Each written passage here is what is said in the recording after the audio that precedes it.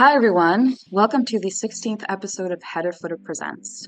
I'm Constanza, and today we'll be talking about Technonecromancy, the Afterlives of New Media Art. Joining me today is the host and curator of Header Footer Gallery, René. But first, a little bit about Header Footer Gallery.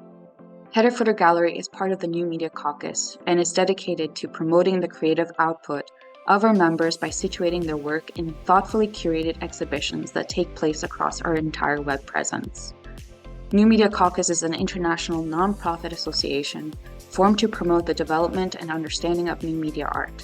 We represent and serve artists, designers, practitioners, historians, theorists, educators, students, and scholars.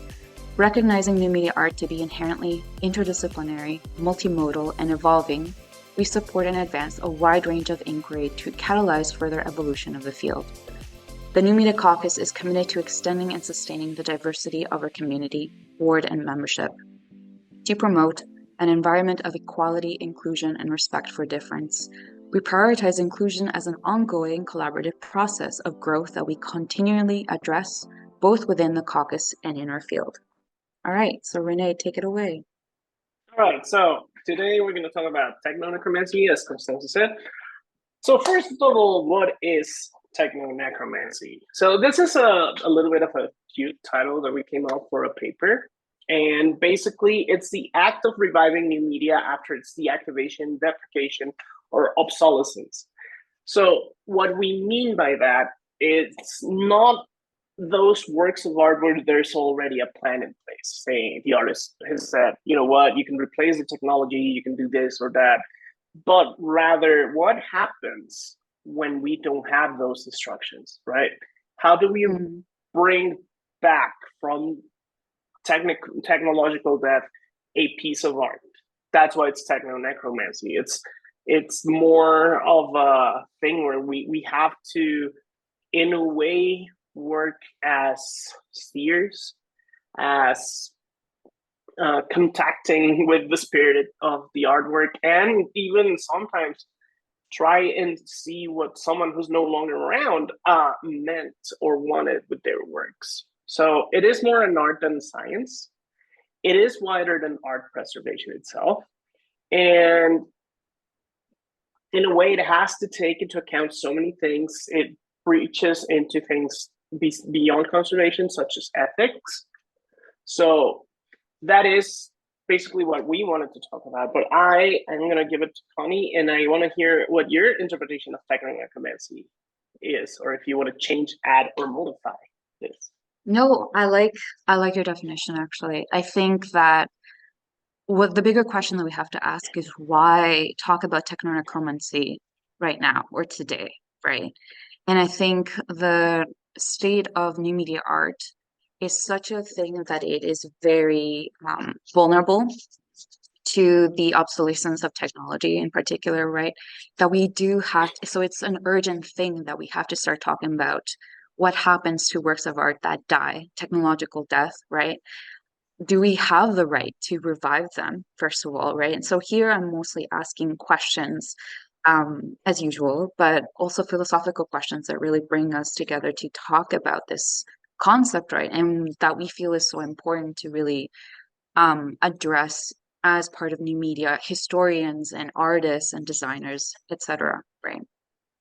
Yeah, and I think that the first thing that we have to talk about is what does it mean for an artwork to die or be deactivated? If we're going to be more technological about it rather than metaphysical. So yeah. First of all, we have to think about deactivation. When technology ceases to work, it's made obsolete or deprecated. So, for example, once Adobe decided that Flash was too big of a security risk and it wasn't worth fixing, they stopped producing it. And because it's a proprietary technology, meaning not everyone has access to it, well, you don't have the rights, legal rights, to modify it, to break it, to crack it, and stuff like that. You're stuck with works that are now slowly dying or are already dead. And this affects more than just new media art. It affects culture in general, like things like Badger Badger, which it sounds ridiculous if you think about it, but it is culture. These are the equivalent with the Pompeii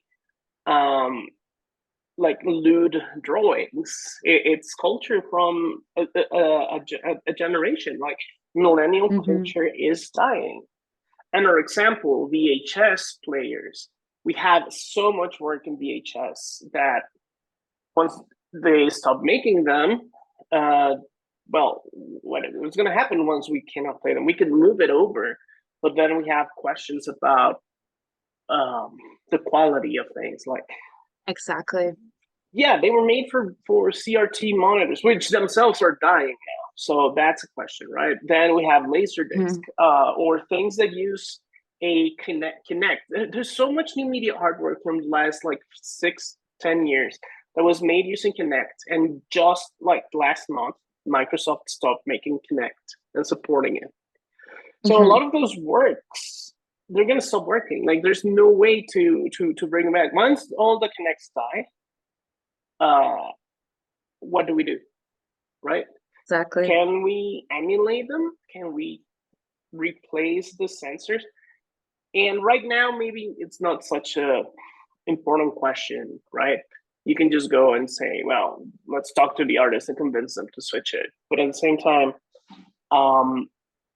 there may be a point where people will no longer be around, and we're going to have to make those hard decisions. And I don't think we're thinking about that as a discipline. I think everybody is like assuming, oh, it's digital, so it's fine, because digital is infinitely recoverable in a way. But at the same time, it's the most volatile and the weakest form of storage in all of mankind. We have writing in clay from the first civilizations. We have En Sabanur complaining about the quality of copper, I think it is, that he was sold at by someone in another city. We have paintings on walls in caves. But if you think about net art, all the net art that got lost between 1994, 95, and today, it's staggering. And I don't know, what do you think about that? No, I think what you're saying is absolutely right. I think while we are having this conversation today, it makes me think about the conversations that we're going to have in the near future. As technology progresses, we're continuously going to have this conversation. Like, sure, we move one medium to another, we format it to a different thing. But what happens when that thing that we're formatting it to is no longer viable in the next 10 years, right? So this is a continuing conversation that we're going to keep having. Yeah. Right. And there's another thing. We don't know how long our storage lasts. Exactly. So for those who don't know, like for example, flash memory, which are these things, USB sticks and SSD drives, like solid state drives, they have a time limit for how many times they can be read and written to. Eventually they all die. And every time you write something in your hard drive, every time you erase something, every time you're doing one of those things, you're taking off like one use of it. And eventually it just fails. CDs, we do not know how long CDs will retain their reflective coating, or the surface will be able to work. The general consensus is 25 years. But they're already like, sometimes you open one and it's like, it's gone. Things like platinum discs, which is like old hard drives, they suffered this thing called bit rot, which is the weirdest thing in the planet. Basically, cosmic radiation will, like, it's constantly going through us, right? But every once in a while, one of those particles would hit an electron in something. And if you mess with the electrons of something, you mess with everything in it. That's literally how you get cancer sometimes. So what happens is randomly it will hit one of the electrons on your storage. And because the electrons are what determines if it's up or down, so it's on or off. So it's a it's a 1 or 0 basically, it's gone. Hmm. If it hits something critical, it's gone. Right. It's dead forever. And that's why sometimes you turn on your computer. It was working fine yesterday, and today it's gone. So, I hate when that happens. oh yeah, it's terrible. Yeah, it's the And most especially, frustrating. yeah, and it especially happens when you're, have a very big paper or Oh something yeah, you're trying to finish, and it's just the worst. yeah, no, definitely. And then, well, you can say, well, there's the cloud. Yeah, sure, the cloud. The cloud depends on servers, and if those servers stop working, it's gone. Yes. And like Mark Zuckerberg was asked, like, what would you do to keep your most precious photographs? And he was like, print them, have them printed. It's like, Yeah. don't put them on Facebook, print them. So if the person that Yeah. gains the most from having your pictures there is telling you to print them, you have to think, stop and listen. But yeah, the cloud can go away. Google is infamous for killing projects. And if your thing is working on those projects, like it's functioning on one of those things, it's gone. Like, for example, today, well, like 3 days ago, today, I just got the email today. They're deactivating Hangouts, or no, not Hangouts, mood boards. So Hmm. if you had something in a mood board, even if it's your research like I do, or maybe you're some crazy artist that decide to do something on a mood board as an artwork, it's gonna die. Like, you have to find a way to translate it. And if you had like some kind of like trickery, you're gonna have to recreate it. So there's those Yeah. things, right? But there's also neglect. There's things like Jody. Like, Jody. everybody knows www.jody.org. And that website has started to decay. Some of the Hmm. things don't work anymore. Some of the images are missing. And in this case, I do believe it's neglect. I don't know. Maybe I'm saying I'm not. I'm not familiar with Jody as a duo as creators, but they have allowed this work to decay, and eventually it's going to stop working. If they ever stop paying the bills for it, like, let's pretend neither one of them is around, and they didn't leave instructions for how to transfer ownership of the website or something, and or everybody forgets about paying the website sometimes. Um, it's going to be gone. Yeah, And if exactly.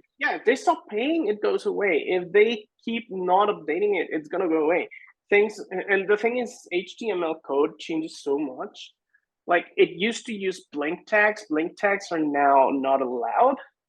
So browsers don't know how to interpret that, so it's gone.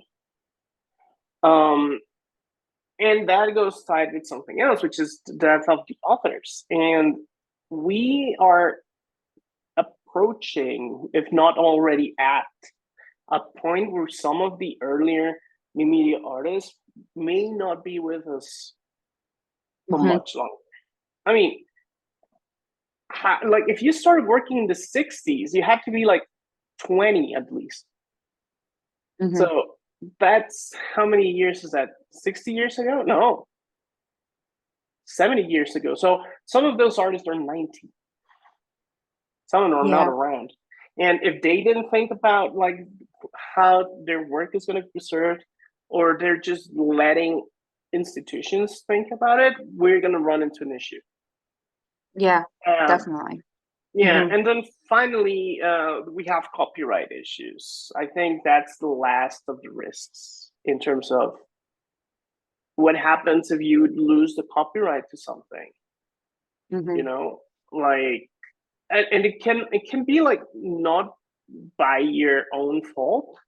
There's now a whole industry in, let's say, YouTube, where companies in like middle of nowhere will claim ownership of your work, and then they will sue people for distributing it.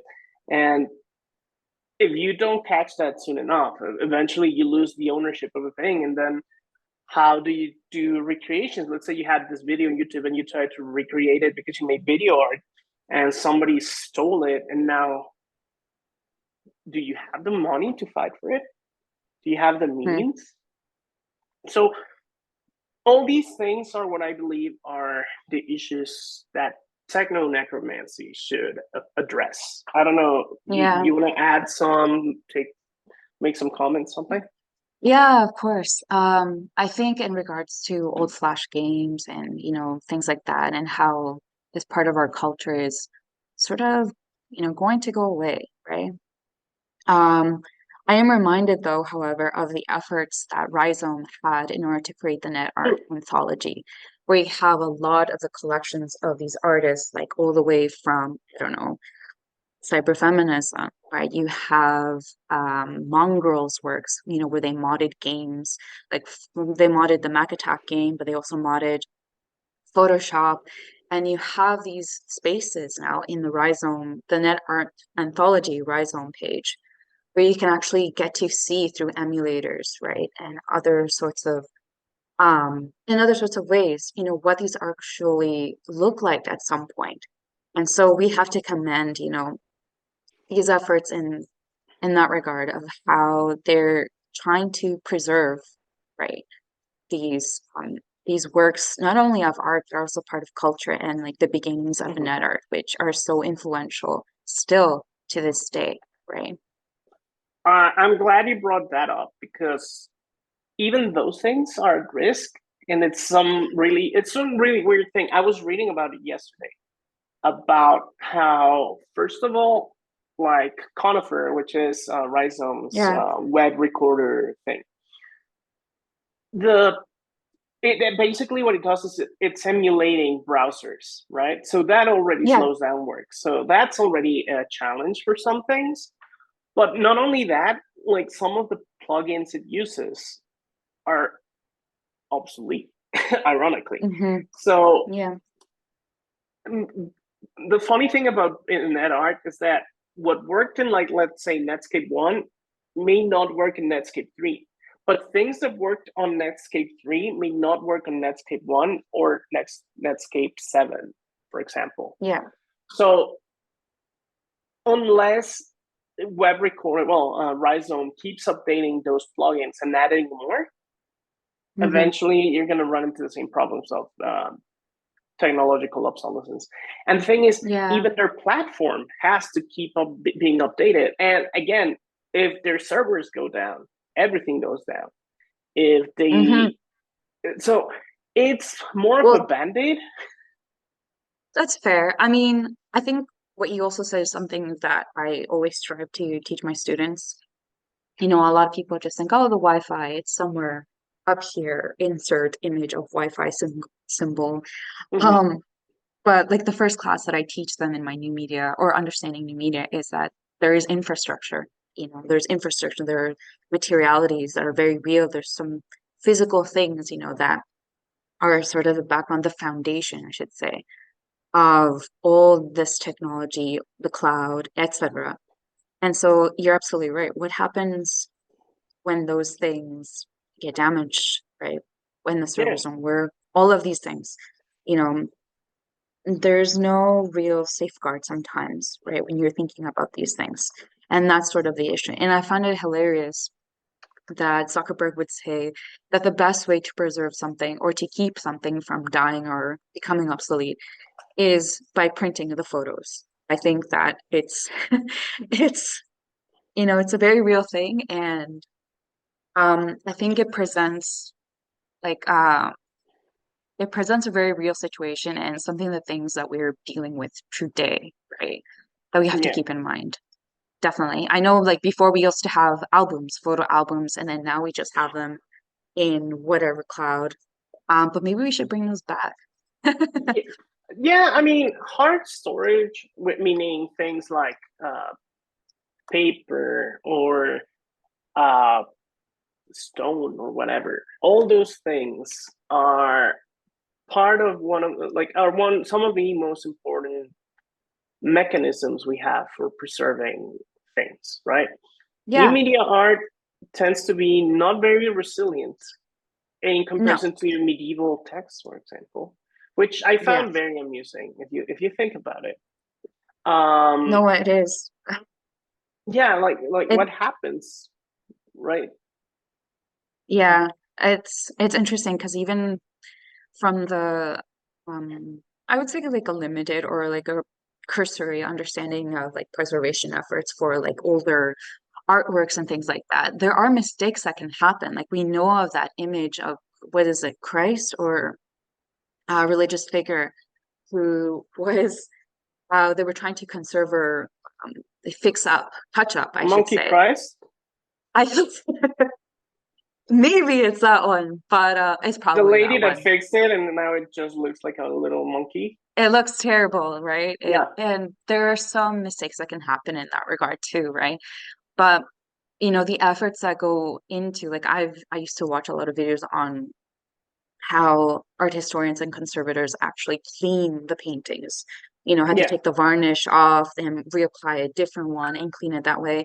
Oh my gosh, I was just looking at this the other day, how they conserved um the work by I'm trying to remember his name. Albert Durer's, one of his most largest prints, right? And the work that it actually took at the British Museum, I believe it was when it was exhibited, it took days, if not months, in order to do that, right? Yeah. But that's something that has been established for a very long time, the techniques of doing so. We do not have that in new media, right? No. It's such a new field that we're entering all these difficult, you know, sort of situations, but also what to do. And like I said before, it's like what can we do? But also, do we have the right to revive a work of art after it has passed, right? Especially when Yeah. the artist is no longer there too, Yeah, right? exactly. So going on that thing you mentioned, well, first of all, even those restorations are like controversial. Like you see people getting Oh upset yeah, that, for example, the Sistine Chapel no longer looks all dark and shaded, when it turns out that, guess what, all that shading was soothed. Like exactly. people create this image of what the past looks and what Yes. tourists look at, and then they get upset when you face them with the reality of it. Like Yeah. you also see this with like colored Greek statues where people lose Oh their my minds gosh, that's so over that, right? yeah. It's like, We saw the exhibition at the Metropolitan Museum, the yeah, Chroma. exactly. Yeah, Yeah, it exactly. was, and we even had the like discussions about, well, why isn't it shaded? Why did they, conservator or the historian, choose to paint, you know, one of the sculptures this particular way? It looks gaudy. You know, that was exactly the pushback that that exhibition had, even though I found it was fantastic. But, you know, polychromy is a thing. Yeah, And you know, and it's just, well, not to get into the whole political dimension of it, right? And just speaking technically, yeah, um, it's a very difficult thing to do because you have to almost have this idea of what the past looked like without actually living. And you have all these different, what do you call it, sort of, um, you know, different aspects of culture that you may know of, you know, that there was polygamy in some of the mosaics, that there was, you know, as instance of color in all these other respects as well. So it's almost like you're trying to put together these tasks, right? You're trying to put together all of these different breadcrumbs of information that you had in order to make an image of what you think it was supposed to be. yeah, But and that's the same thing that's going to happen to new media. Except that now we do have more recordings, perhaps, of like the artist's intention, for example. And that's what we're going to talk about when we talk about Namjoon Park's work, right? Like, what was the original intention of the artist? And, you know, in order for us to think about how we conserve and, you know, we touch up or we update a certain artwork that they made too. yeah, totally. So for example, right now I put on the thing, and I just remind me of something. Have you tried going into the yes, what's up? Your noise, your earphones did something. Hello, hello. Yeah, better. It's Okay. almost like they went like they not died, but they stopped working for a sec. Oh, okay. Okay, they're fixed. Good. Okay. So 102 and then 102.20.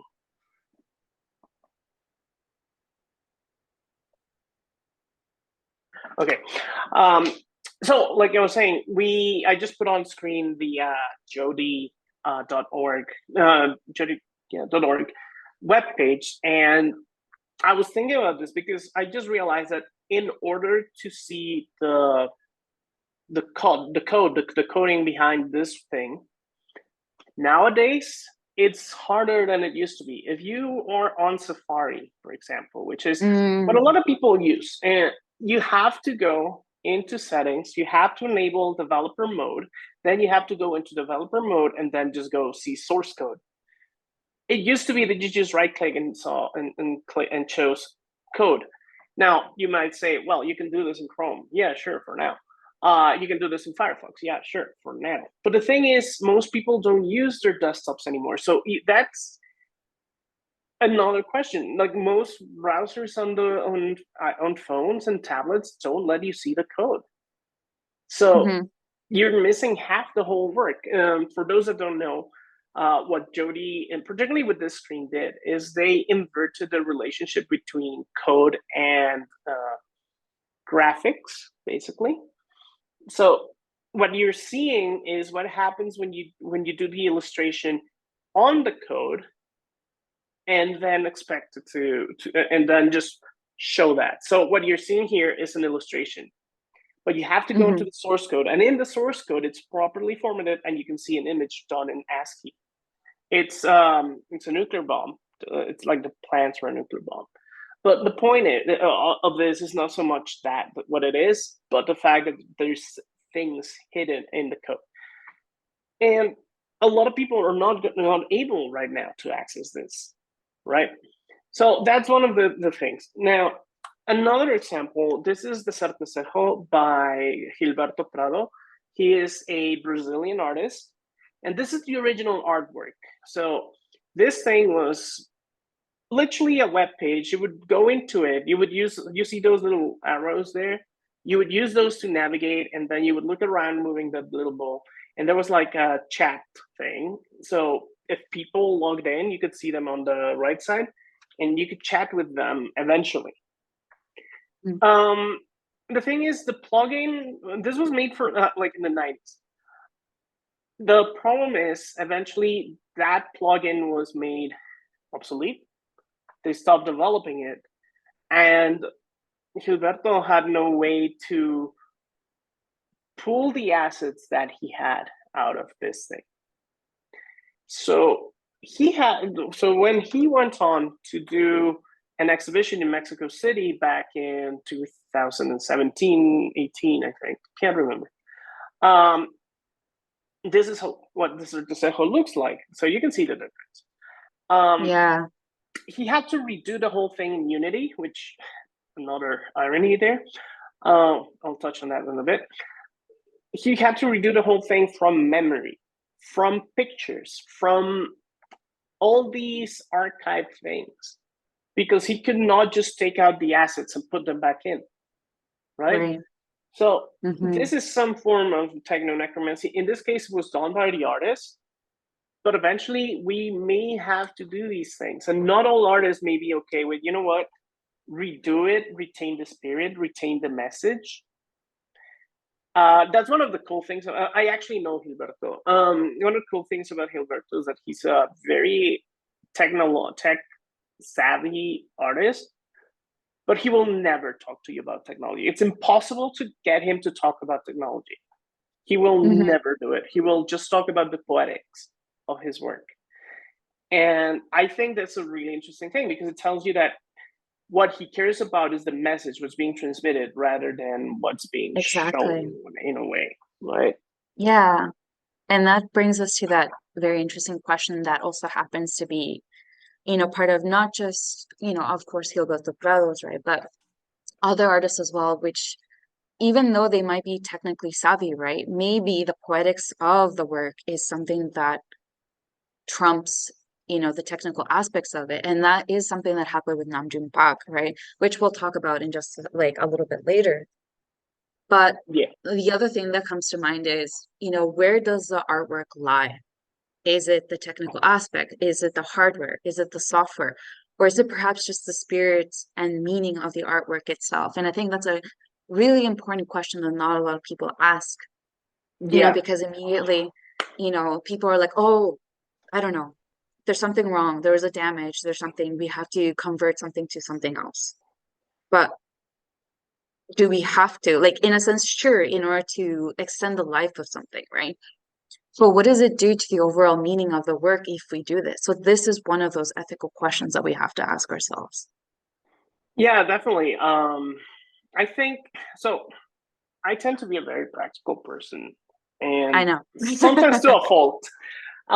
In my point of view, what's important is that the artwork survives in a way, and literally Hmm. in a way, not in the way.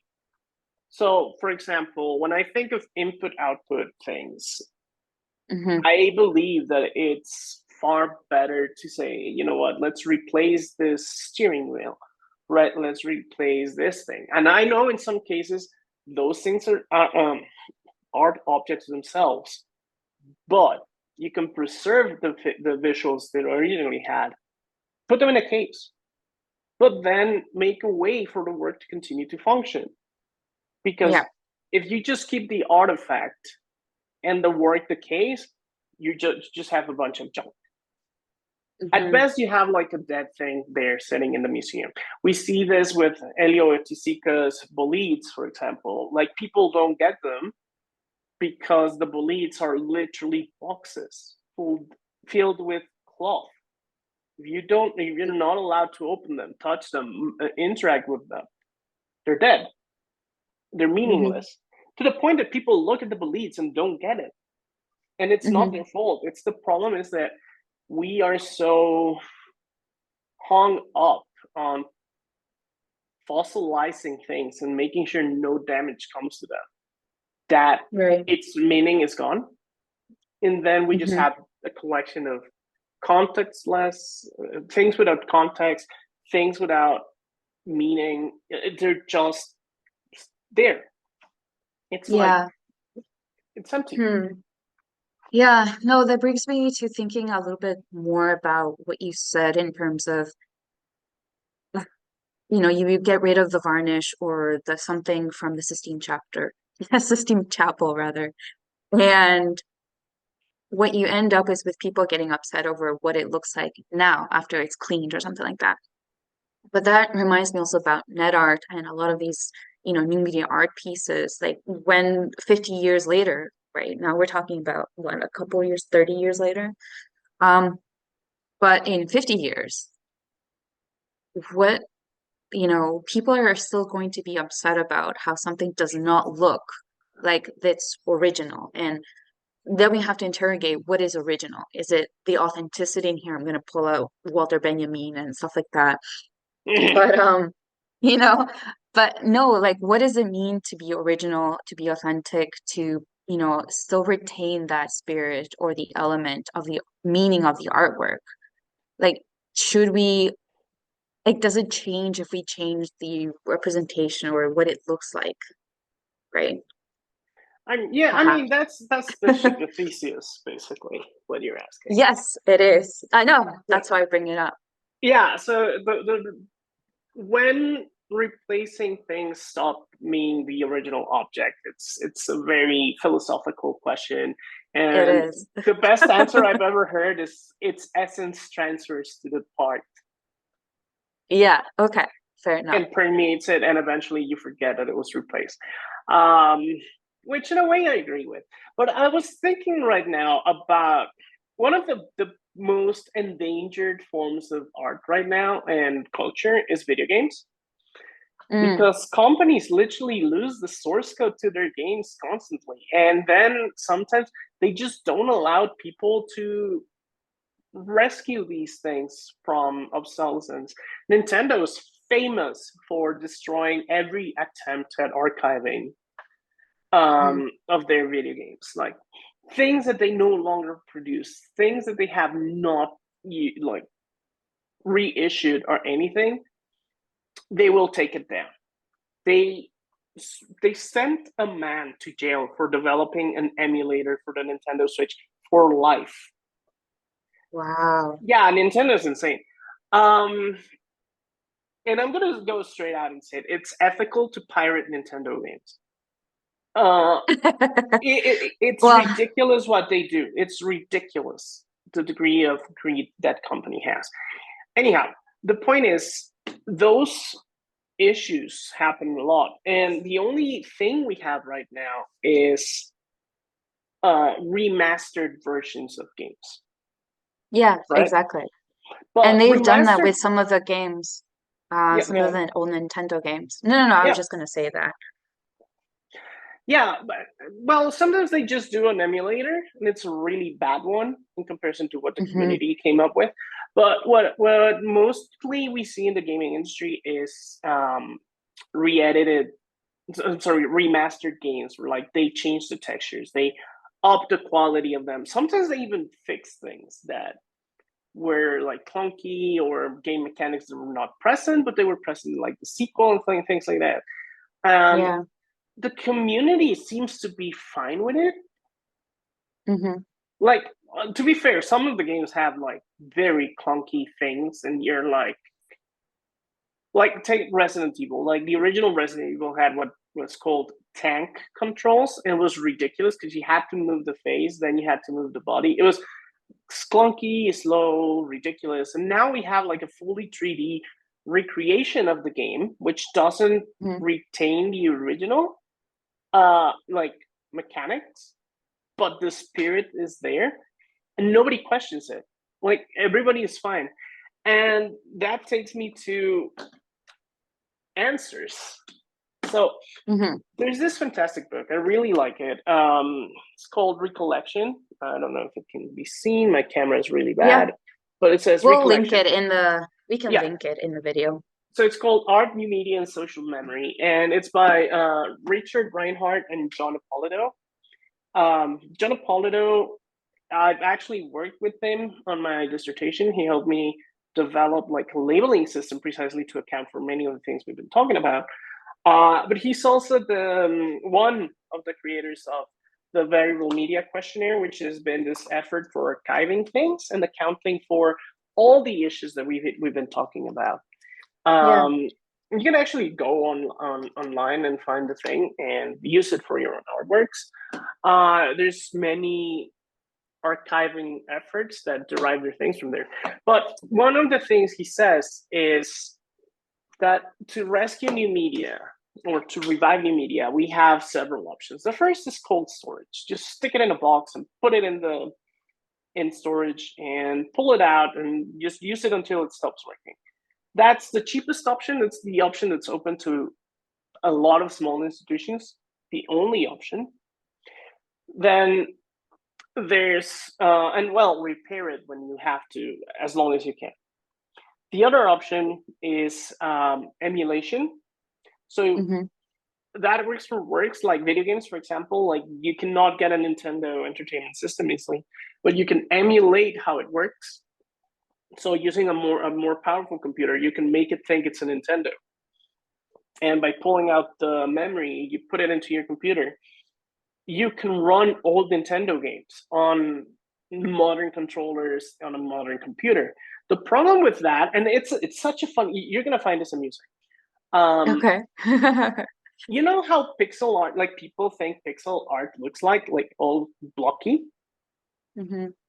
That's because of a failure in recreation in emulation. Mm. So CRTs don't work the same way LCDs do. And Yeah. that means that CRTs tend to smooth things over. So when you take pixel art that was made for CRTs and you put it on an LCD, it's going to look very blocky and bright and like sharp. And that's how you get people thinking that pixel art looks a certain way. But if you Hmm. connect it to a CRT, you'll see that the colors, there's more gradients, there's more smoother shapes. Edges. Yeah. Like, yeah, there's no edges, like no hard edges. All those things are because of how CRT technology works. So Hmm. the act of emulation has um, altered our perception of pixel art to the degree that now pixel art looks completely unrecognizable from what it was at the time. Because Yeah. back then it was a Mhm. limitation. It was people fighting to it. And now we actually want to see the pixels. They were trying not to. Isn't it the same way as when, you have It's, the filters on Instagram and all that, and you want to apply the grainy texture that you assume or associate with 19th century or like early 20th century cinema and things like that, which I mm-hmm, found really hilarious, yeah. honestly. Well, there's an even better one. Remember that video that's been like the Planet of the Bass, which has been like the TikTok sensation. So it's this thing that emulates late 1990s Euro dance music. And Okay. people took that video, which is very modernly shot, and tried to apply a VHS filter to it. Oh my gosh. But I looked at it, and so I lived with VHS. Like I'm in my 40s, so I lived with, I saw that. I lived with VHS my whole life, and it does not look like that. Like their idea of what a VHS looks like, it's wrong. Like there's no weird lines of things going like, because you can see Yeah, that there's no, it's not the same thing, and it's what it's exactly what not you're saying. authentic. It's not It's not authentic. authentic. Yeah. Yes. So to Yes. me, it just looks weird. It's like, oh, it's vintage. No, it's not. It just looks bad. Yeah, I think that's the problem though. People have this idea of what something should be or something historical should look like. And when you realize or get that slap in the face when you realize, oh, it's not supposed to be like that, you get, it's a certain reaction, right, that you're getting to, Yeah, this realize exactly. it's like what am I trying to say? Reality check Yeah, that history doesn't always look like this, right? And I yeah, find that and really fun. yeah, definitely. And I think as techno-necromancers, as conservators, we have to be able to say, hey, this is an approximation of what it looked like. This is Exactly. not That's what I was going a to say too. fully recreated thing. So, just real quick, because of the image I just put on, like for example, this work on the with the suit, that's by Tiffany Trenda, and she uses like very old phones, as you can see. Like those, all of those are phones. Her Hmm. work will not look like that exact suit will never work in like 10 years Yeah. because you can't get the batteries for those phones. Even if you do, like eventually the screens are gonna die. So how do we But deal what with if that? And I it's don't believe. Sorry, go ahead. but what if it's a Nokia phone that like can withstand a bomb or something like that? Well, if it's an IKEA, you don't worry. Nokia, you don't worry about Nokia. it. An IKEA phone, you An have to deal with IKEA phone, yourself. yeah. Uh, no, Nokia phones will last forever. They're not. I think they're iPhones. But yeah, so the They're the point is, these things cockroaches are of gonna leave. technology. Yeah, exactly. They're gonna outlive us. But yeah, those things are not gonna survive. And then on the other side, you have Sterling with the spider thing. I can't remember the name of it, but It's exoskeleton, I think. exoskeleton. Yeah, right. You're right. Once those, like, will a conservator consider those pistons art objects? Mm. It's an art, a museum going to allow those things to be replaced so the thing can work? The Sterling Hmm. wishes. I think he said he doesn't want his. No, that was Marina Abramovich.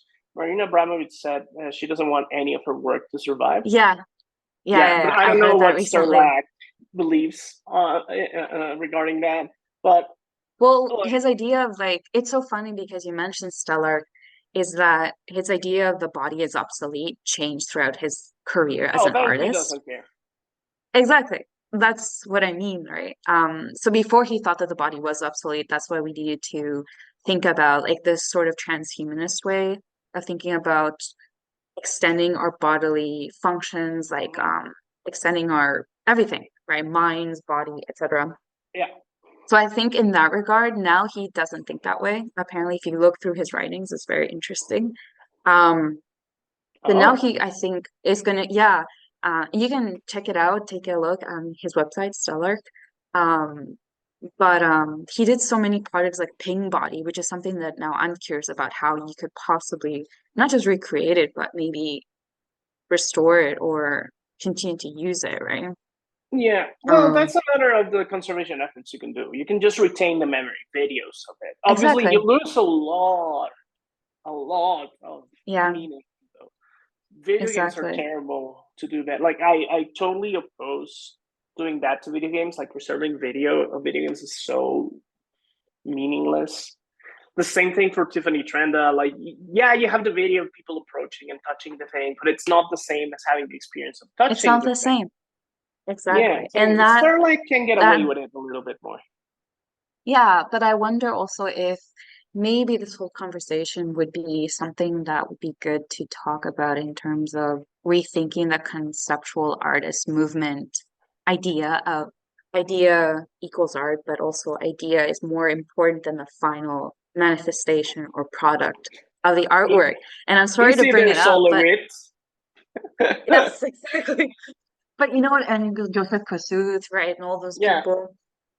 But that it begs the question because for them, not only was it a tactic of anti-commercialization and marketability and things like that, but at the end of the day, this presumed dematerialization that Lucy Lepard, talked about in the 60s about, yeah, the conceptual art pieces being a dematerialization of art, it didn't happen, right? And for the most part, a lot of the performances and artworks were very much based on physical things.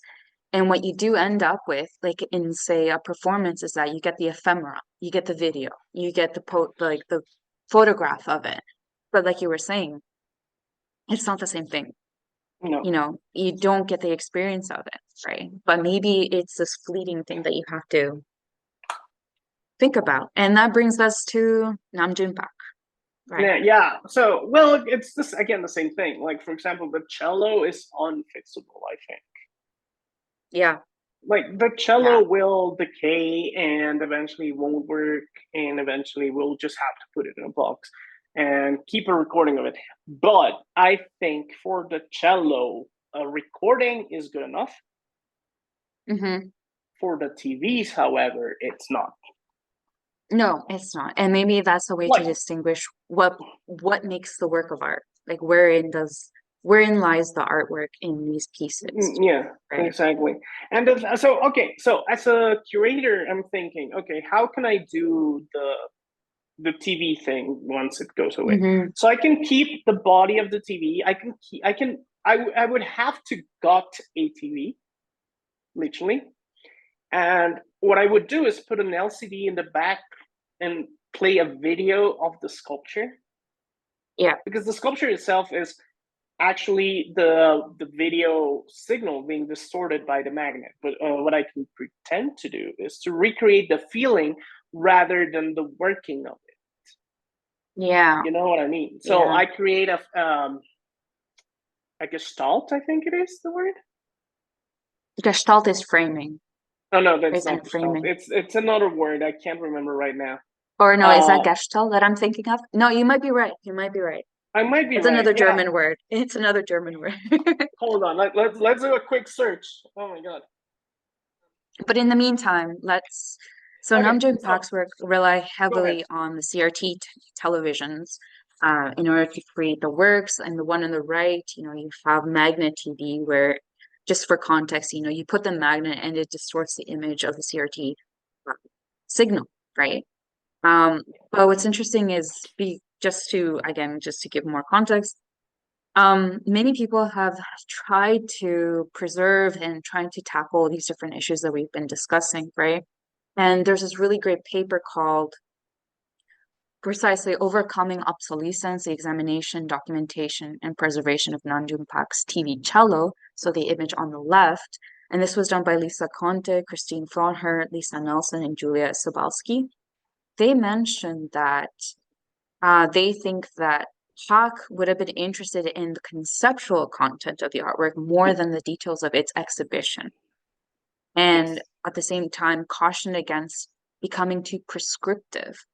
And they go on to talk about how, quote, Park appreciated the possibilities for variation in his work and in some cases considered his work to be akin to the score of a performance.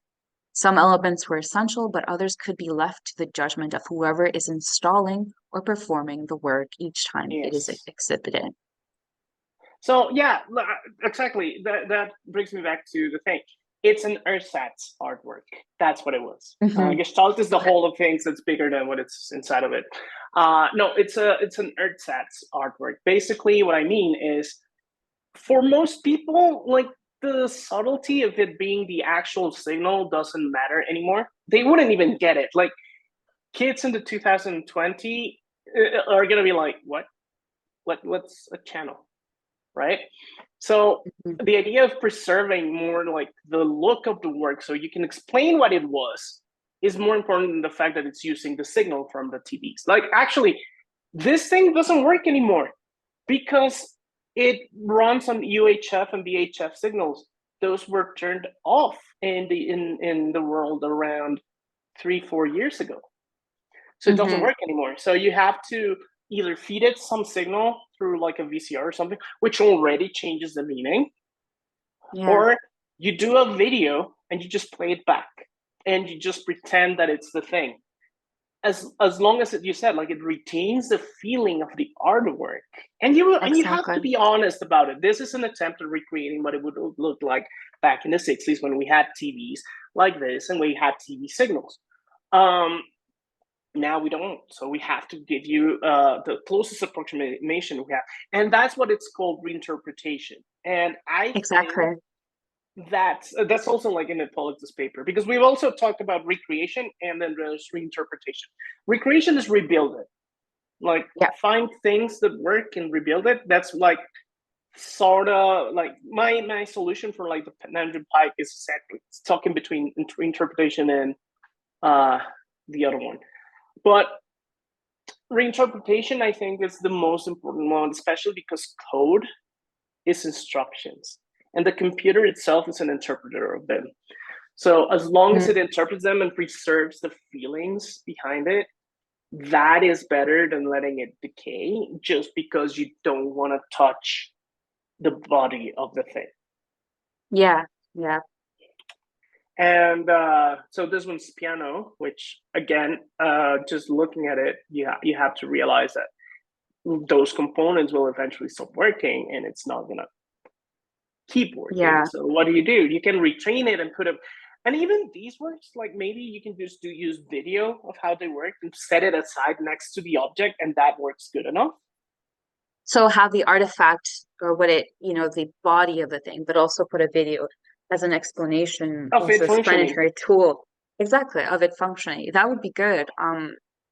It's funny because in this particular work, the Untitled Piano, they were saying that the MoMA and their time-based media conservator, they had spent 2 years restoring and conserving the work before installing it, which is, you know, mind-blowing, right? It's just the time that it actually takes. And at some point you have to ask yourself, what are we really doing? What message are we trying to bring across to viewers that view and want to experience the work, right? At the same time. So I have some comments about that effort that you mentioned, not specifically to Namjoon Pike's piano, but and it talks about how a lot about how museums work.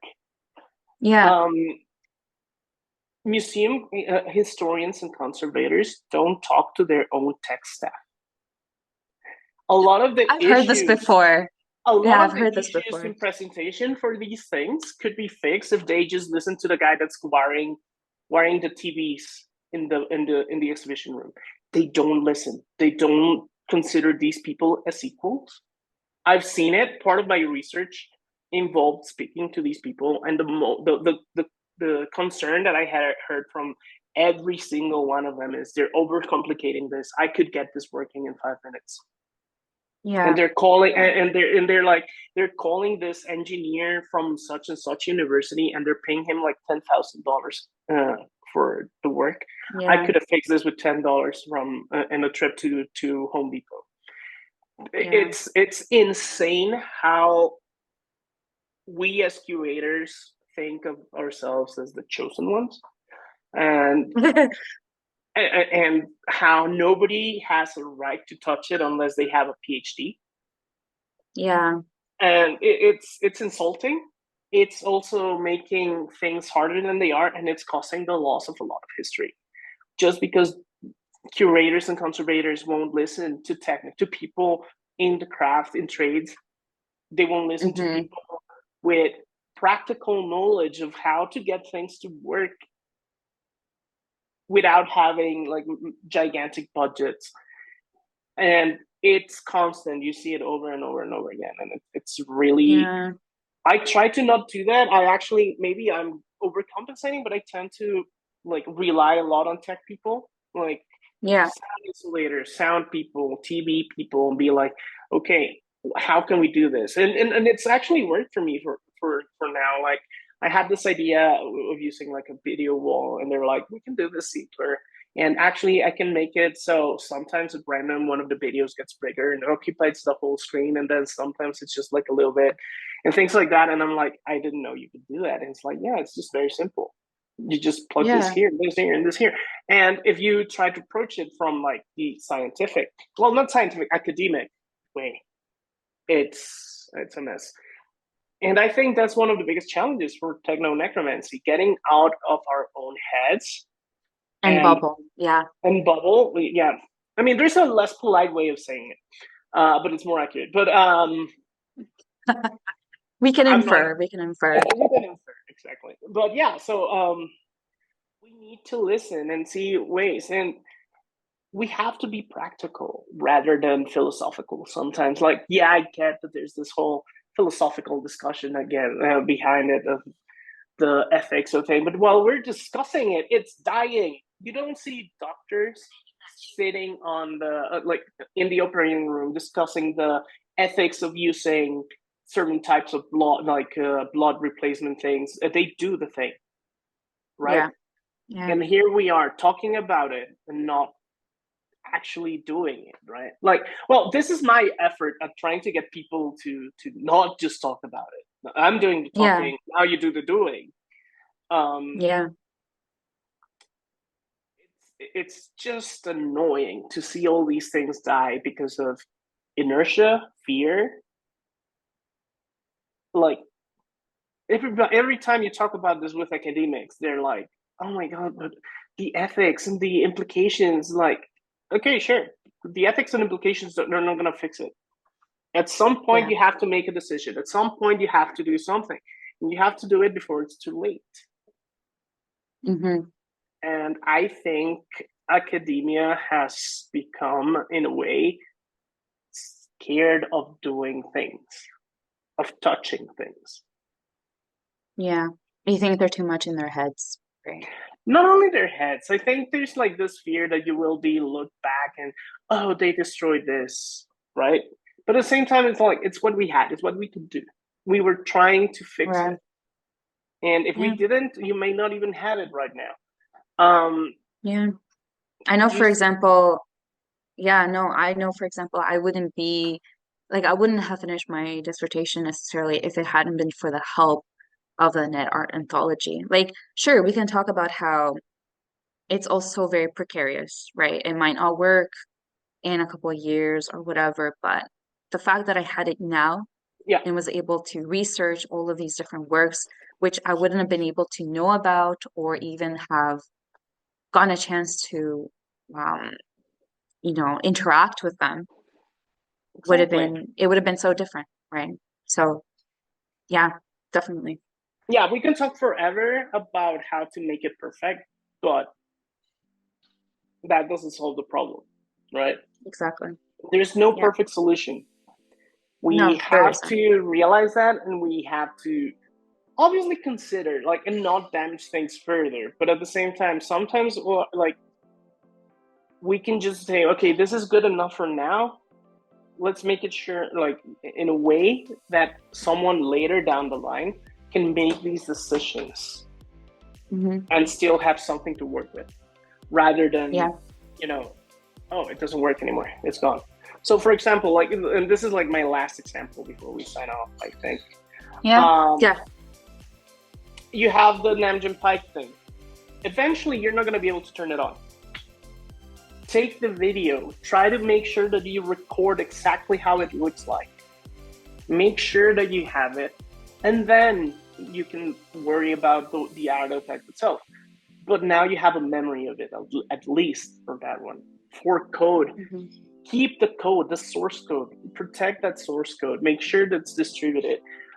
Find ways of working, like understanding what everything is doing, so that someone later down the road can come in and say, oh, now we can do this. Oh, now we have computers strong enough to emulate this. Oh, here's the code. Okay, I can just convert it. We need to take those steps, or we're going to lose everything. Yeah, exactly. Do you have something else you want to say? No, I think we ended in a really good, promising note. Right. All right, then. Well, thank you all for being here in our 16th episode of Header Footer Presents.